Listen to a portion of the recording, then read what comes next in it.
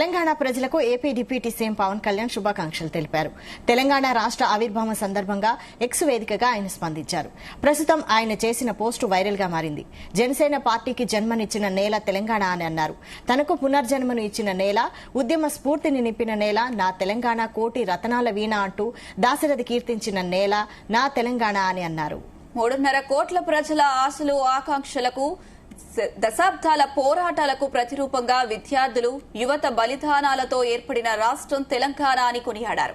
రాష్ట్రం ఏర్పడిన 11 సంవత్సరాలు పూర్తి చేసుకుని 12వ సంవత్సరంలోకి అడుగు పెడుతున్న సందర్భంగా అన్ని రంగాల్లో సంక్షేమాభివృద్ది పథంలో దూసుకెళ్లాలని, ప్రజల ఆకాంక్షలు నెరవేరాలని ఆకాంక్షిస్తూ ప్రజలందరికీ తెలంగాణ రాష్ట్ర ఆవిర్భావ దినోత్సవ శుభాకాంక్షలు అంటూ పవన్ కళ్యాణ్ ట్వీట్ చేశారు.